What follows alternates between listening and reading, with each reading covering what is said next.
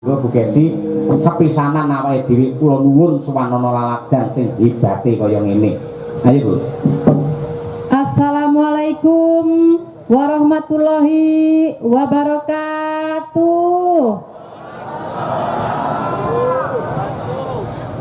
Ingkang badhe kula aturaken dumateng panjenengan namung setunggal Bapak Ibu. Inggih menika matur nuwun ingkang tanpa upami awit katresnan panjenengan sedaya nimbali kula bojo kula lan kanca-kanca madangkara. Mugi-mugi dalu niki kula sak kanca saged nglipur panjenengan sedaya satemah ati panjenengan marem lan benjing lek atine marem nyambut gawe tambah semangat. Lek nyambut gawene semangat, warga masyarakat Kedung Banteng tambah rezekine kathah malimpah. Benjing taun ngajeng saged nanggap wayang malih nggih, Pak. Matur nuwun. Amin. Matur nuwun Bu Kesi wis mremosekne bojone. Ya bojo sing apik kaya ngono kuwi. Wah, temenanan. Ngerti sing lanang yang ngeri sepi tanggapan poso kon Bu Kesi. Oh iya. Sore mampi poso, buar tanggapan kok poso, ya poso, ora poso mesti kok jahili terus. Ha iya ngono kuwi. Sinom sing dikersake Bu Kesi aturna marang sedaya para sesepuh disepuh, para kiai alim ulama lan warga masyarakat sing kepareng tumplek-blek ana ing lapangan merah putih, babil khusus dumateng Bapak Kaji Karsono. Iya, monggo Bu. Sawung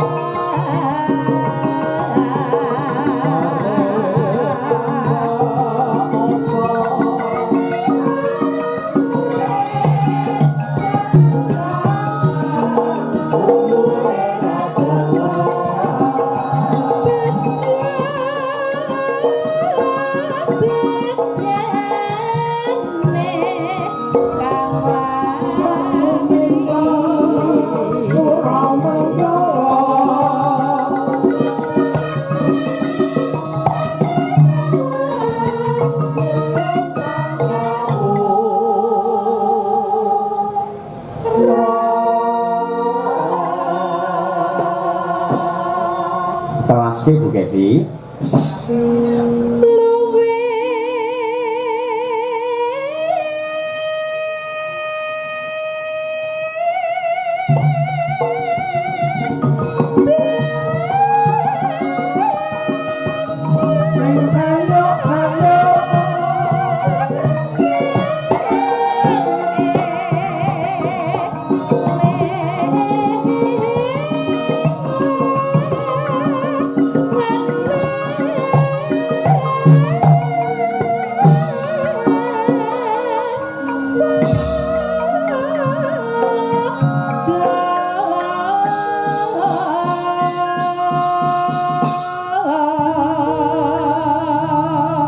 Alhamdulillah wilujenge skala wis diaturake Sinom Parijata pamundhut saking Bapa Karsana selaku ketua panitia.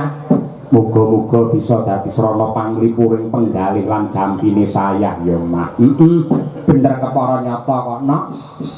Iki kejaba awake dhewe sak kanca komplit madang karasuwan ana ing lapangan merah putih supaya luwih regeng luwih gayeng ana bintang tamune. Iya kok. Ya kuwi Mas Gareng Kabul saka Pacitan. Iya.